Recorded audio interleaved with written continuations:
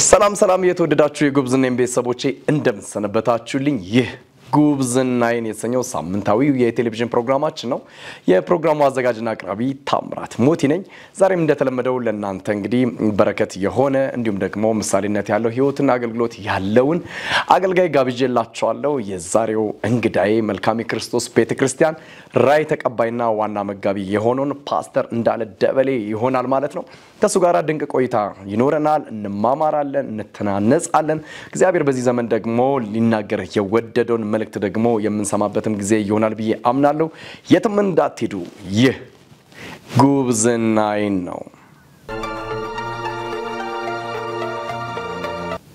ቀጥታ ወደ እንግዳዬ አልፋለሁ መልካም ቆይታ ፓስተር እንኳን ደህና መጣ ፓስተር እንዳለ የሐረሩ ይላሉ ብዙ ሰዎች ምንድነው ቅጥያው ፓስተር እንዳለ የሐረሩ የተባለበት ሚስጥር አለው ነገር አለው ከምን አንፃር ነው እስቲ እንጀምር ፓስተርዬ ያ በመጀመሪያ ይሄን እድል ለሰጠኝ እግዚአብሔር እጅግ አድርጌ አመሰግናለሁ ቀጥሎ ደግሞ የጄኤምኤም ቴሌቪዥን ጣቢያ በዚህ ፕሮግራም ጉብዝናዬ ላይ የሚያዘጋጀው ወንድማችን ታምራት ሞቲን ከልብ አመሰግናለሁ ስለሰጠኝ እድል እንግዲህ የሐረሩ እንዳለ የሚባልበት ትልቁ ምክንያት መነሻዬ አንድ ሐረር ነው የትውልዴም ሐረር ነው ያደኩትም ሐረር ከተማ ውስጥ ነው ጌታን ያገኘሁትም እዛው ሐረር ከተማ ውስጥ በገነት በሐረር ገነት ቤተክርስቲያን ውስጥ ነው ከዛ ተነስቼ ነው ብዙ የተለያዩ ክልሎች ላይ ትልልቅ ፕሮግራሞችን እግዚአብሔር በሩን ከፍቶልኝ አገልግያለሁ በጣም ትልልቅ ፕሮግራሞችን ትልልቅ ኮንፈረንሶችን ጀማዎች ላይ በብዙ አሁን በተለይ በአንዳንድ ቦታ ላይ ከሚያገለግሉ በተለያየ ቲቪን በምንም ከመናያቸው ሰዎች ጋር አብረን አገልግለናል እና ከዛ የተነሳ ለመለየት ነው የሐረሩ እንዳለ ያሉት ኦኬ ብዙ እንዳሎች ይኖራሉ ስለዚህ የሐረሩ እንዳለ ሲባል አንተ መሆነ ይታወቃል ደስ ይላል በጣም እንግዲህ ሐረር የፍቅር ሀገር ናት ይላሉ ግን ካልወሰድከኝ አላምንም ሄጄ ካላየኋት እንግዲህ ሐረር ላይ ያው ብዙ ጊዜ ይታወቃል አሁን አዲስ አበባ ላይ ነው ያለውና አገልግሎት ላይ እንዴት ነው አባሚን በሉ ትላለ እንዴ ፓስተር አልፎ አልፎ ያመልጠኛል ይመጣባል ምን ትላለ አቦ ልል ይችላል ብዙ አሜን በሉ እንኳን ብዙ ምል አይመስለኝም ግን አቦ ያመልጠኛል አሁንም በመሃል እንዳውም አንድ ቦታ በጣም የጸለይን ነው እየሰበኩ ይመስለኛልና እየተናገርኩ በደንብ አንደርስታንድ ያደረጉኝ አልመሰለኝም አቦ እየሰማችሁ ነኝ እንዳልኳቸው አስተዋውሳለሁና ከዛ ትዝ ሲለኝ ሰዎቹ ትንሽ በርሜም ያው አንዳንድ ትልልቅ ቸርቾች ላይ የቅርም ቸርቾች ላይ ከባድ ነው እንዳለ ነገርና እዛው ነው ሶሪ ብዬ ያው አንዳንዶች ስለሚያውቁ በቃ ነገሩን በይቅርታ አለሁትና ሲሪየስ የሆኑብኝም ነበሩ ድንገት አንዳንድ አሁንም ያመልጠኛል ያ ያራርሰው የሚታወቅበትም አንደኛው ነገር የክፋት ንግግር ስላልሆነ ለማዳይ ስለሆነ ጌታ የተባረከ ይሁን ዛሬ እንግዲህ አንተን ወደ ጉብዝና የቴሌቪዥን ፕሮግራም ስጠራ ለወንጌል ካለ ልብ አንፃር ከድፍረትም አንፃር ከመጣባቸው መንገዶች አንፃር ለብዙዎች ምሳሌ እንደምትሆን በማመን ነውና እንደው ፓስተር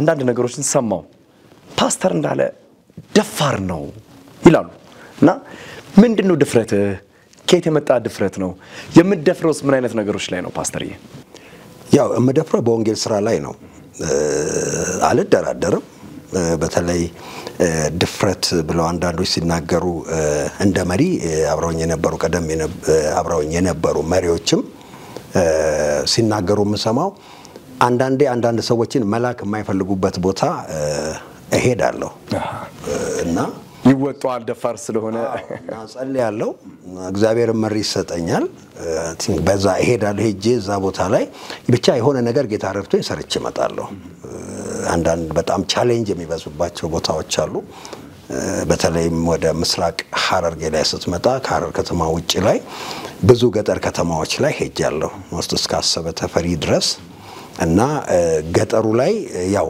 ጠንከር ያለ ነገር ነው ያለው እዛ ላይ ምንም እንትን አይደለም በቃ የሆነ ነገር ይሆናል ብዬ አላስብም ማላስብበት ምክንያት ያው አንዱ በጌታ ላይ ባለኝ እምነት ነው በቃ ጌታ አሳልፎ አይሰጠኝም የሚል ትንሽ ጠንከር ያለ እምነት አለኝ እና ከዚህ አንፃር ስለዚህ ጌታ ላይ ባለ እምነትና መደገፍ መታመን ስለሆነ እግዚአብሔር የተባረከ ይሁን።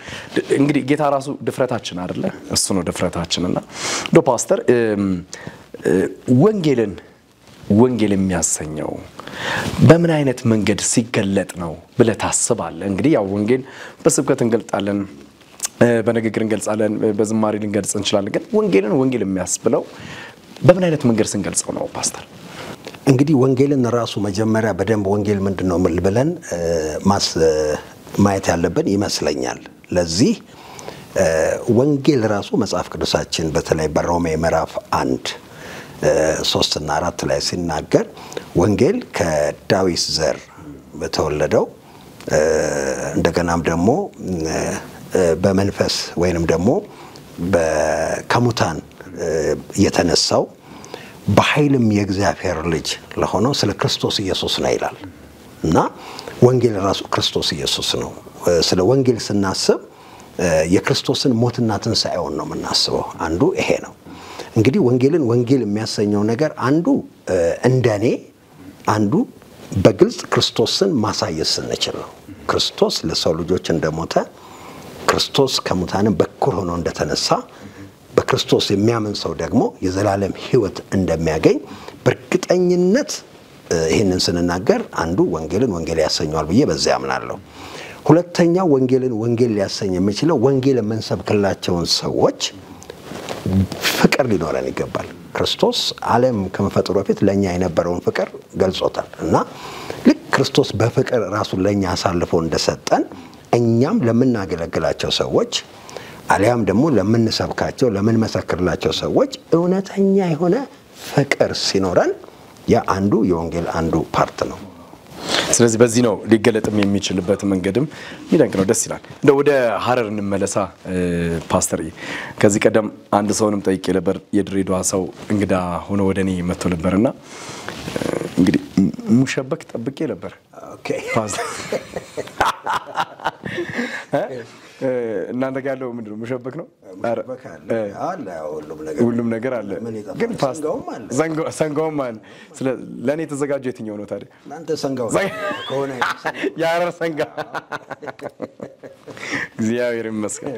እንደው ሐረር ላይ ያለው የወንጌል እንቅስቃሴ ምን ይመስላል? እንግዲህ አንተ በጣም ከወንጌል አንፃር ከድፍረት ብቻም ሳይሆን ወንጌልን በተለያየ መንገድ የምትገልጥም ሰው ስለሆንክ ፕራክቲካሊ የምታረግ ሰው እንደሆንክ ከብዙ ሰዎች ምስክርነት ሰምቻለሁና ፓስተር እንዳለ ከተባለ ኪስ ውስጥ እንኳን ያለውን ነገር የተሸገሩትን ሰዎች ሰጥቶ የሚያልፍ ወንጌልን በድፍረትም ብቻ ሳይሆን በፍቅርም የሚገልጥ ነው የሚል ነገርም ደርሶኛልና እንደው ሐረር ከመወለድ ሐረር ከማደግ ሐረር ላይም ከማገልገል አንፃር ሐረርና አካባቢዋ ላይ ያለው የወንጌል እንቅስቃሴ ምን ይመስላል?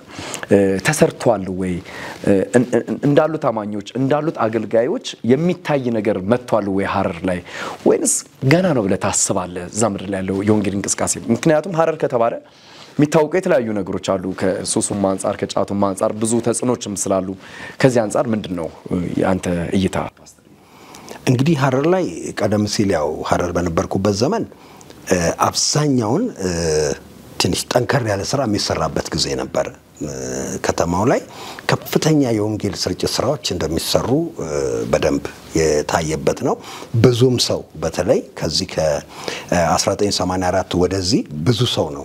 እኛም ወደዛው አካባቢ ነው ወደ 85 ሊገባ ጥቂት ወራቶች ሲቀሩት ነው ወደ ጌታ የመጣ ነው እና ያን ጊዜ ስለነበረ ከዛ በኋላ የተወሰነ ጊዜ ኃይለኛ ሪቫይቫል አለ ማለት ይቻላል። አቆም የሳስበው በመካከሉ ትንሽ የመቀዛቀዝ ነገሮችም ነበሩ። አሁን ደግሞ ያነሳሱት እንዳለ አዲስ ባንድ አለተኖች ይሰማለሁ። ሐረር ላይ እንግዲህ የወንጌል ስራው እንደ መጀመሪያው ነው ወይ ብትለኝ እርግጠኛ ልሆን አልችልም አሁን እዛ ስላልሆንኩኝ። ግን ብዙ ቸርቾች ፕላንት እየተደረጉ እንዳለ ከ28 በላይ ቤተክርስቲያን የቀደሙ ቤተክርስቲያኖች አሉ ሊቆዩ እንደገና ደግሞ አዳዲስ ቤተክርስቲያንን ፕላንት እየተደረጉ አሉ።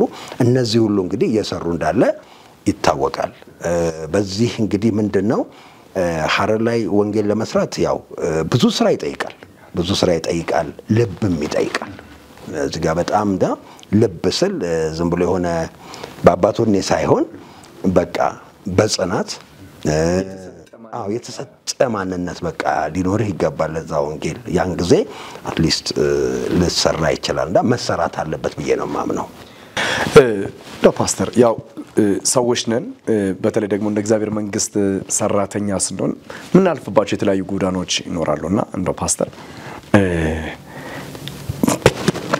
ይሄን ነገር ባለማድረጌ በጣም ይቆጨኛል ይሄ ነገር ደግሞ በእንደዚህ አይነት መንገድ በማለፉ ደግሞ ደስተኛ ነኝ የምትልበት የአገልግሎት ሂደት የህይወት መንገድ ይኖር ይሆን እንዴ ያ እንግዲህ መጀመሪያ ያው ከፖዚቲቭ ለነሳ ከጤናማው ነገር ለነሳ በህይወቴ በጣም ደስተኛ ከመሆንበት ነገር አንዱ ጌታን ካገኘሁበት ጊዜ ጀምሮ ሙሉ ጊዜ ሰጥቼ ጌታን ያገለገሉ እስከመጣሁበት እስከዚህ ሰዓት ድረስ ጌታ ከኔ ጋር በመሆኑና እኔም ከጌታ ጋር በመሆን ይሄ በጣም ደስ የሚለኝ ነገር አንዱ ይሄ ነው በሌላው ጎን ደግሞ እንደው ቅር ይለኛል ያልሰራሁት ነገር በመቆጭበት ነገር ይኖራል እንደ ሰው ሁሉን ነገር ፈጽሞኝ ልሰራ አልችልም እንደው በጣም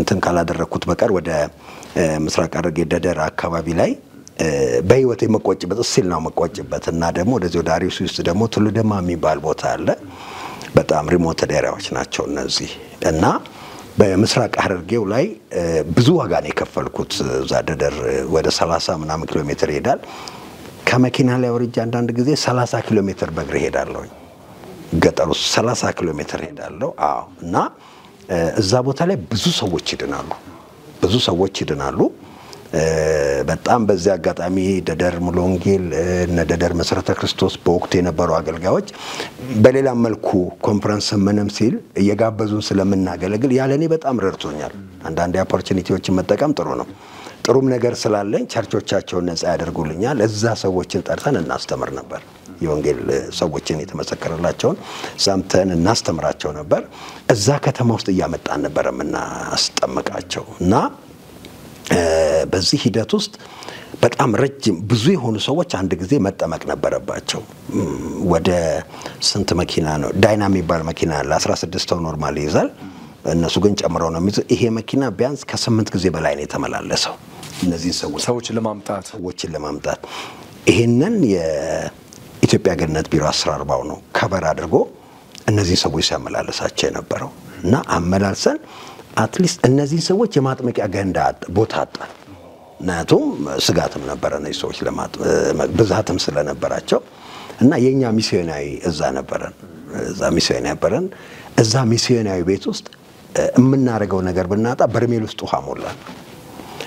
ውስጥ ውሃ ሞላንና ጀሪካን ላይ ሰዎችን ያቆመን ሰዎቹ እዛ ውስጥ ሲገቡ ድረስ እንደግፋቸዋለን ጀሪካን ውስጥ እንዲ ቁጭ ያደረገን እንዲ ያንን ሁሉ ሰው አጥምቀናልና ያ በቃ በጣም የማይረሳኝ አንዱ እሱ ነው እና እዛ ቦታ ላይ በጣም በብዙ ቻሌንጅ ውስጥ ያለፍኩባቸው እግዚአብሔር ጠብቆ እንጂ ብዙ ነገሮች አልፈዋል እዛ ይሄ ነው አሁንም ማለለው እና እነዛ ሰዎች እንደዛ ተጠምቀው እንደዛ ተምረው ኦልሞስት ወደ 400 ምናምን የሚሆኑ ሰዎች ናቸው ዳንስና ያንዳ አጥቢያ ኦልሞስት ካንተ በላይ በለው እንደንተና እዛ አካባቢ ላይ ቸርች ፕላንት አለ ማድረግ የሁል ጊዜ በቃ እንትን ያ ነው በቃ ቸርች ፕላንት ማድረግ አልቻልኩም ሁኔታውም በወቅቱ እንትን አላደረገልኝም እሱ በጣም ነው የሚያንገበግበኝ አንደኛ እንደዛ አይነት ዋጋ ተከፍሎ እዛ ጋር ያን ነገር አለ ማድረጋችን ሌላው እዚህ አርሲ ውስጥ ትሉደማ የሚባል ቦታ አለ እና እዛ ቦታ ላይ ተደጋጋሚ ብዙ ዋጋ ተከፍሏል እና እዛ ቦታ ላይ ግለሰቦች ቦታ ሰጥተውን ተሰራ ቤቱ በወቅቱ የቴምፖርቲው ዳይሬክተር በጣም ከኔም ጋር ጥሩ ነገር ነበረው እና በቃ ቦታው እንዲሰራ በቃ የሞት የሽረት ነው በቃ የተደረገው ቦታውን ሲሰጡን ሰራን ቤቱን እዛ እና አካባቢው ላይ ያለው ሰው ዳነ አልፎ እንደገና ደግሞ ምንድነው ከዛ 40 ኪሎ ሜትር የሚሆን መንገድ ወደ ውስጥ ትገባለ የሚደንቅ 40 ኪሎ ሜትር ሄደን የአካባቢው ላይ የህግ ባለሙያ የነበረ ሰው ነው ይዞኝ ሄደው በዛ ኮኮሳ አካባቢ ላይ ያለ እንትንና እዛ ስንሄድ በጣም ብዙ ሰው ነው። በቃ ሰውየው ፋሚሊያቸው ነው፣ የነሱ በስጋ ዘመዳቸው ነው። እንደገና ሎየር ነው፣ በአካባቢው ላይ አንቱ የተባለ ሰው ነው፣ ግን በጌታ የሆነ ሰው ነው። እና ከሱ ጋር በመሄድ እዛ ያንን ሁሉ ሰው በቃ እግዚአብሔር አሳልፎ ሰጠን። እነሱን ከዛ እዚህ ለማምጣት አይታሰብም። አንዱ እዛ ጋር የሆነ ነገር አለ መስራት በቃ ያ ሁለቱ በጣም እንደ ግርሳት ነው በቃ የሚቆጨኝ። እግዚአብሔር አንዳንድ ጊዜ የሚያሳልፈን መንገዶች ይኖራሉ፣ ሁኔታዎች ደግሞ የማይፈቅዱበት ነገሮች ይፈጠራሉ። በጌታ ቀን ደግሞ ሁሉ ነገር መልካም እንደሚሆን አምናለሁኝ። ባንተ የተጀመረው ደግሞ በሌላውም ትውልድ መቀጠሉም ስለማይቀር ደስ የሚል ነው በጣም ፓስተርዬ። እግዚአብሔር የተባረከ ይሁን ባንተ እየሰራ ስላለው መልካም ስራ ማለት ነው። እንግዲህ መልካም የክርስቶስ ቤተክርስቲያን የወንጌልን እውነት እየገለጠች እንዳለ ይታወቃል። በቅርቡም እኔ በእማኝነት የተገኘሁበት ከምስራቅ ሐረርጌ በተለያየ ችግሮች ተፈናቅለው የመጡ በርካታ በቁጥር ከ300ም በላይ ሊያልፉ የሚችሉ ሰዎችን ስትረዳ ተመልክቻለሁና ይሄ ልብ ከየት የመነጨ ነው? ቤተክርስቲያኒቱ ይህንን ስራዎችን የምትሰራበት መንገድ በምን አይነት ነው? ሁለተኛ ነገር ደግሞ ይህን ማድረግስ የጀመርከው መቼ ነው? እንደዚህ አይነት ነገር ወይንም ደግሞ የበጎ አድራጎትን ስራ እንግዲህ ቤተክርስቲያን እንደ ስሟ ያው መልካም የሆነ ነገር እየተገበረችም ስላለች ማለት ነውና መቼ የተጀመረ እውነት ነው ፓስተር? ያው የተጀመረው አሁን አይደለም፣ ቀደምም ሲል እንዲህ አይነቱ ነገር አለ። እንደ አቅሜ ማድረግ ያለብኝ ነገር ለማድረግ ሁሉ ጊዜ በቃ ሁሉ ጊዜ ጥማቴ ነው ለሰዎች በጎ ነገር ማድረግ የሚለው ነገር። ያው ሰውን ለመርዳት ሰውን በቂ ነው የሚባለው። እንደገና ደግሞ ከጌታ የምንማረው ይሄንን ነው። ጌታ ኢየሱስ ክርስቶስ ህዝቡን ካስተማረ በኋላ አሰናብታቸው የሚበላ የለም ነው ያሉት ደቀ መዛሙርቶቹ። እሱ ግን አስቀምጧቸው ነው ያለው። እየተወለጉ ምን እያሉ እየደከሙ ይሄዳሉ ብሎ ከዛ በኋላ ምንድነው ያደረገው? ያው ሚራክል ነው እዛ ጋር በርግጥ ነው ተአምር ነው እዛ ጋር የሆነው፣ ግን እነዛን ሁሉ ሰዎች መግቧቸዋል። ቤተክርስቲያን እንግዲህ ሆሊስቲክ አገልግሎቷን የግድ ማገልገል አለባት ለወንጌል ስራ ምቹ እንዲሆን። እኔ መልካም የክርስቶስ ቤተክርስቲያንን እንደጀመርኩኝ የመጀመሪያ እንትኔ ላይ ሳይ ከአንድ ትምህርት ቤት በጣም ጥሩ ትምህርት ቤት አለ የጆሞ አካባቢ ጆሞ ሚካኤል አካባቢ የቻምፒዮንስ አካዳሚ ትምህርት ቤት አለ። ያን ትምህርት ቤት ጋር በመነጋገር ለህፃናቶች ልብስ ሰበሰብን። ገና ቸርቹን ፕላንት እንዳደረግን ወደ በብር ሲገመት በዛ ጊዜ ከ30,000 ብር በላይ ሊሆን ይችላል እና ያው ክልላችን በቀጥታ ወደ ሸገር ሲቲ ውስጥ ስለሆነን በዚህ በፉሪ ክፍለ ከተማ አንድ ቦታ ላይ የሴቶችና የህፃናት ፕሮግራም ነበረ። በዛ ፕሮግራም ላይ ያንን የተሰበሰበ የህፃናት ልብስ ከትምህርት ቤት ሰብስቤ አስጭኝ ሄርኩኝ ለሶስቱም ወረዳዎች አንድ ኩንታል እንዲሰጣቸው ሆነ እና በጣም ተደሰቱ። በቃ ከሚገባው በላይ ደስ አላቸው። እዛው አይናችን ያየ ፎቶውን ደግሞ ባይላ ያለ እዛው ያየ በቃ ድሆችን ቀጥታ አቅም የሌላቸው ሰዎች ሁሉም በየራሱ በጣም ደስ የሚል ነገር ነው እዛ አካባቢ ያለው ድሆችን ለመርዳት እና በቃ ተረባርበው ተደዋውለው እነዛን ሰዎች አስመጥተው ልብሱን ሲሰጡ አያዋቸው። በጣም ደስ አለኝ። የእውነት ነው ማለት ደስ አለኝ። ይሄንን ይዤ ነው የተመለስኩት። ከዛ ሌሎች ነገር ቢኖሩ ይሄኛው ግን አሁን 250 በላይ የተረዱት ሰዎች ከቸርቹ በስተጀርባ በብዛት አሉ። አንደኛ ቋንቋዬን የነሱን ቋንቋ እኔ እናገራለሁ። የምስራቅ ሐረርጌውን ቋንቋ ነው ኦሮምኛን በደንብ የምናገረው እና በጣም ሰላም ይሉኛል። እኔ እምላቸዋለሁ ለወንጌል ስራ ወደ ውስጥ እንሄዳለን። ለሚሽን ስራ አንድ ቦታ ደርሰን ስንመጣ የሁል ጊዜ ጥያቄያቸው እንደዛ ሆነ እና በመካከሉ በጣም ቸርች ድረስ ነው የመጡልኝ። እንዲሆነናል አስማምን እንትን ነው ብቻዬን አልችልም እና ያንን በቀጥታ ያው እዛ በወቅቱ በተገለጸው መንገድ ከሚመለከታቸው ሰዎች ጋር ተነጋገርን። ከወረዳው ጋራ ክፍለ ከተማው ጋራ ተነጋገርን። ደብዳቤ መጻፍ ነበረብኝ። ያን የማስተባበር ስራ በቃ ሰራውኝ እና ልክ እርዳታውን ሳገኝ እርዳታው እንዲፈጥንላቸው በጣም ፈልጌያለሁ። እነዚህ ሰዎች ቶሎ ምግብ እንዲያገኙ ስለፈለኩኝ እናንተ ማኔጅ አድርጉት ነው ያልኳቸው። ኦሬዲ እነሱ ማኔጅ ያደረጉት ማለት እርዳታውን የሚያመጡት ሰዎች አንደኛ ስራ ይቀንስልኛል፣ ሁለተኛ ነገሩ ይፈጥናል። ስለዚህ በአጭር ጊዜ ውስጥ ለነዚህ ሰዎች ያ እንትን ደረሰ።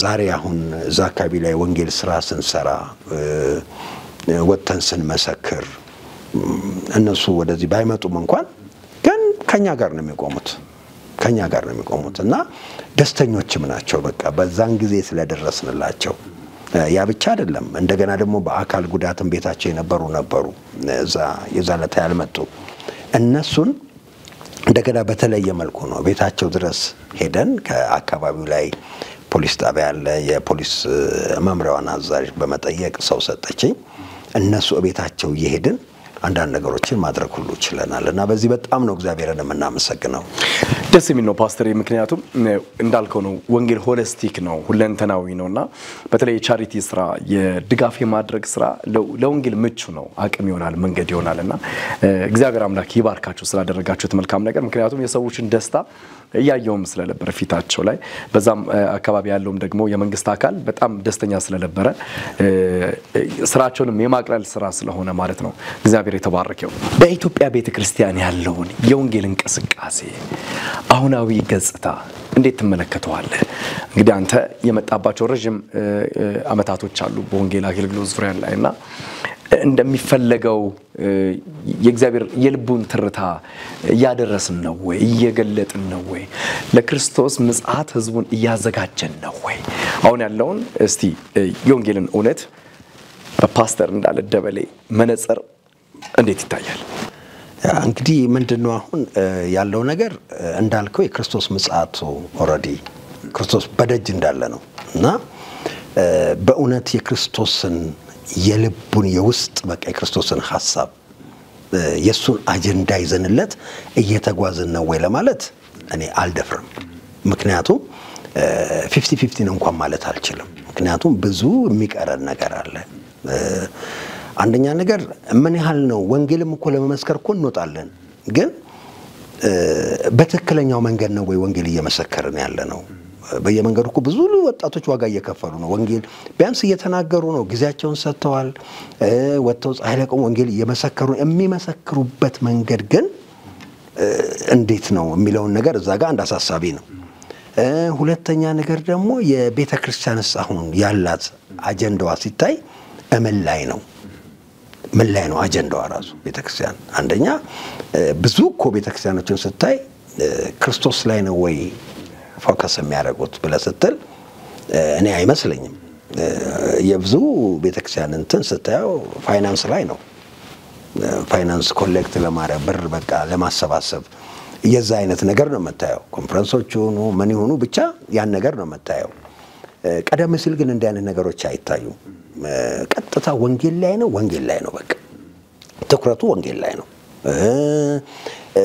ስብከቱንም ራሱ ስታየው እስቲ በደንብ አይተው ከሆነ እንደው ክርስቶስን ማዕከል ያደረገ ስብከት ነው ወይ የሚሰበከው መጽሐፍ ቅዱስን ማዕከል ያደረገ ነው ወይ የሚሰበከው ስብከት ብለህ በደንብ የሚዘመረውንም ዝማሬ አሁን ስታየው ክርስቶስን ማዕከል ያደረገ ነው ወይ አብዛኛው ነው አሁን ስታየው ብዙ አሳሳቢ ነገሮች አሉ እና ይሄንን ስታይ በትክክለኛው መንገድ ላይ ነን ወይ ለሚለው ነገር እኔ ጥያቄ አለ ለራሴ እና የግድ ምን መሆን አለብን ወደ እግዚአብሔር ሐሳብ ወደ እግዚአብሔር የልቡ ሐሳብ መመለስ መቻል አለብን ካስፈለገም ፐብሊክ በቃ ንስሐ ገብተን መመለስ አለብን የሚል ጽኑ የሆነ አቋም አለ በጣም የሚደንቅ ሐሳብ ነው ምክንያቱም አሁን ጊዜው ራሱ የንስሐ ጊዜ ነው እንደ ሀገራዊ በሆነ መንገድ ለንስሐ እንግዲህ ራሳችን እንድናዘጋጅ ንስሐም እንድንገባ በተለያየ መንገድም እየተደረገ ያለበትም ሰዓት ላይ ነን ያለነውና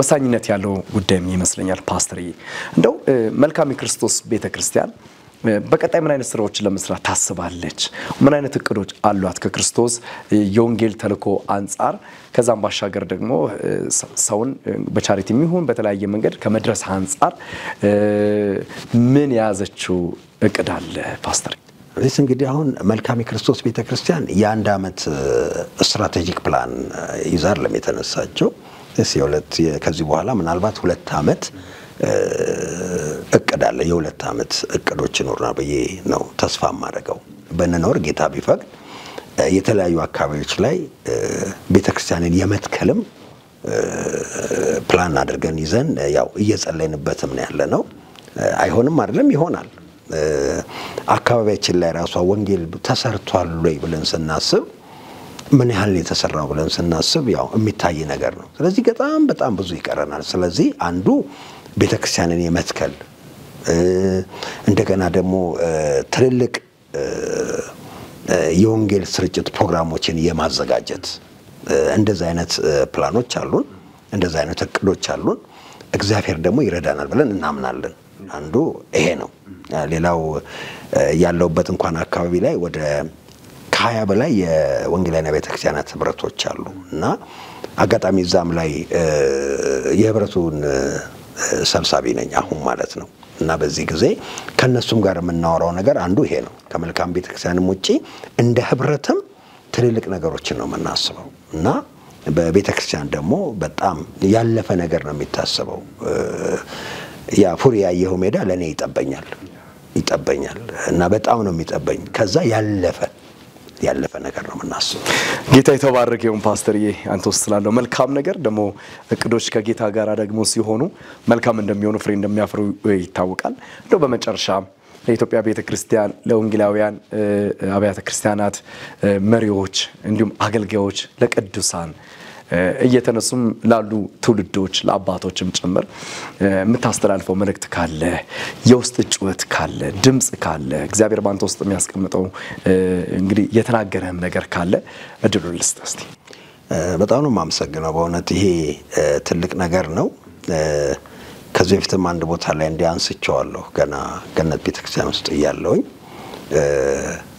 ያው ብዙ እድሎች ነበሩኝ እንዲያን ነገሮችን የመናገር ነገርና አባቶች ያው አባት ሰው ነው በእድሜው እየጨመረ ሲሄድ በአገልግሎቱም እያደገ ብዙ ማቹርድ እየሆኑ የሚሄዱ ሰዎችን አባቶች እንላቸዋለን በቤተክርስቲያን መሪዎቻችንንም ጭምር እና እነዚህ አባቶች አትሊስት ከነሱ ቀጥሎ ያሉትን ሰዎች የማድመጥ ጊዜ ቢኖራቸው እንዴ ቢያደምጧቸው ጊዜ ሰጥተው ቢያደምጧቸው አንድ ሁለተኛ ነገር ደግሞ ከስርም እየተነሱ ያሉ ሰዎች አባቶችን ቢሰሟቸው ሁለተኛው ይሄ ነው ቢሰሟቸው ሶስተኛው ደግሞ ያው የምናገለግለው ክርስቶስን ነው የጠራንን ጌታ ነው የምናገለግለውና ለዚህ ጌታ በህይወታችን ፍጹም የሆነ መሰጠትን በመሰጠት እሱን ብናገለግለው የሚል ጽኑ የሆነ አቋም አለኝ። እንደ ፓስተርዬ ባንተ ውስጥ እንግዲህ እግዚአብሔር አውርቷል ተናግሯል ለኢትዮጵያ ቤተክርስቲያን ለአገልጋዮች ለቅዱሳን ሁሉ መልእክት የሆነ ስንቅ የሆነ ነገር ተላልፏል ብዬ አምናለሁ። እንደ በመጨረሻ የምታመሰግናቸው አካላቶች ካሉ እድል ልስጥህ። ምክንያቱም ባንተ ህይወት ውስጥ ባንድ ሚሆን በሌላ መንገድ ትልቅ አስተዋጽኦ ያደረጉ ይኖራሉ ብዬም ስለማምን ይሄም ደግሞ እንደ አንድ እድል ስለሆነ ስለሚመለከቱም ጭምር እድሉን ልስጥና አመስግናቸው። በእውነት በጣም ነው የማመሰግነው። የመጀመሪያ ትልቁን እግዚአብሔርን አመሰግናለሁ። በመቀጠል ውዷ ባለቤቴን በጣም ነው የማመሰግነው። ልጆቼን ጭምር አንድ ወንድ ሁለት ሴት ልጆች አሉኝ። በተለይ ባለቤቴ በዚህ ሁሉ የአገልግሎት ዘመናችን ወደ 25 ምናምን ዓመት ሆኖናል ከተጋባን በትዳር በጣም ብርቱ የሆነች ሴት ነች። በጸሎት በጣም ታግዘኛለች። በብዙ አብራኝ በቃ የምትቆምት ነችና ስለሷ በጣም እግዚአብሔርን አመሰግናለሁ። እሷንም ልጆቼንም ጌታ ይባርካችሁ ማለት ፈልጋለሁ። በመቀጠል ያደኩባትን ቤተክርስቲያን ስፔሻሊ የሐረር ገነት ቤተክርስቲያን እስከ አሁን እንደ እናት ቤተክርስቲያኔ ነው እኔ እንትን ማድረጋት ጀስት እንደዛ ነው የሚሰማኝ። እኔ ገነት ቤተክርስቲያንን እኮ በጣም ነው የምወዳት ፓስተርዬ። ለምን እንደሆነ ታውቃለህ? ሜዶም ራስ ወደ ገነት ስለሆነ አየር ጤና ማለት እሺ እና ገነት ቤተክርስቲያንን በጣም የኔ እዚህ መድረስ በቃ ያሳደገችኝ ያስተማረችኝ ዛሬ ለዚህ አገልግሎት ያበቃችኝ ገነት ቤተክርስቲያን ነች። ስለዚህ ቤተክርስቲያንን በጣም ነው የማመሰግነው። በገነት ቤተክርስቲያን ያሉ መሪዎችን በሙሉ ማመስገን ፈልጋለሁ። በተለይ ሐረርና ድሬዳዋ ላይ ደግሞ በጣም ላመሰግናቸው ፈልገው ሐረር ላይ ገና ወደ ጌታ ስንመጣ በጣም ያገዘን ወንድም አለ ወንድም ከበደ ገብረ ማርያምና ባለቤቱ እዚህ ያለ ዘካሪያስ ሳንታ እንደገና ደግሞ ድሬዳዋ ላይ ፓስተር ጌታውንና ነቢቱ ወይንሸት አሸበር እነዚህ ሰዎች በህይወቴ ላይ ትልቅ ነገር በቃ ያደረጉ ሰዎች ናቸውና በጣም ያገዙኝ በጣም የጸለዩልኝ በጣም አቅጣጫ ያሳዩ ሰዎች ናቸው። እነዚህ ሰዎች ሳላመሰግን ማለፍ አልችልም። እግዚአብሔር ይባርካችሁ ማለት ፈልጋለሁ። እና ጌታን እጅግ አድርጌ አመሰግናለሁ። በመጨረሻ ደግሞ በጣም ላመሰግነው የሚገባኝ ትምህርት ስማር በብዙ ከጎኔ በመቆም ከሙሉ ወንጌል ቤተክርስቲያን ነው እና በጣም ዛሬም በመልካም የክርስቶስ ቤተክርስቲያን የቦርድ አካል ሆኖ ነው የሚያገለግለው ወንድማችን ሰለሞን ማኖክ ይባላል። ደብረ ዘይት ነው የሚማረው። እሱን ሳላመሰግን አላልፍም። እንደገና ወንድም ነብዩና ባለቤቱን ሳላመሰግን አላልፍም። ብዙ ሰዎች አሉና ከጎኔ እነሱን ሁሉ ጠርቼ ስለማልችል በሙሉ እግዚአብሔር ይባርካችሁ ማለት ፈልጋለሁ። ቴንክ ዩ። የተወደዳችሁ የጉብዝኔን ቤተሰቦቼ ከመልካም የክርስቶስ ቤተክርስቲያን ራይ ተቀባይና ዋና መጋቢ ሆነው ከፓስተር እንዳለ ደበሌ ጋር ሳደርግ የነበረውን ቆይታ በዚህ አጠናቀቃለሁ። እንደተባረካችሁ እንደተጽናናችሁ አቅጣጫ እንዳያችሁና ደግሞ እንደነቃችሁ አምናለሁ። ትልቅ የሆነ መልእክት ተላልፎልናል። እግዚአብሔር አምላክ ደግሞ እንዲያጸናልን ልንጸልይ ልንበረታ እንዲሁም ደግሞ ልንነሳሳና ልንተገብር ይገባል። በተለይ ከወንጌል አቅጣጫ ጌታ ሊመጣ በደጅም ስለሆነ ማለት ነው የወንጌሉን ስራ በደንብ አድርገን እንስራ። ጊዜው የነሳም ስለሆነ ደግሞ እንደ ግል እንደ ቤተሰብ እንደ ማህበረሰብ እንደ ቤተክርስቲያን እንደ ሀገርም ጭምር የነሳ ጊዜ ሊኖረን ይገባል። በይቅርታ ነገሮችን እየፈታን የክርስቶስን ምጽአት እንድናፋጥን በጉብዝኔን የቴሌቪዥን ፕሮግራም ስም አደራ ማለት እፈልጋለሁ። ሳምንት ከሌላ እንግዳ ጋር ጠብቃችኋለሁ። ታምራት ሞቲ ከናንተ ጋር ቆይታ አድርጌያለሁ። ይህ ጉብዝናዬን ነው።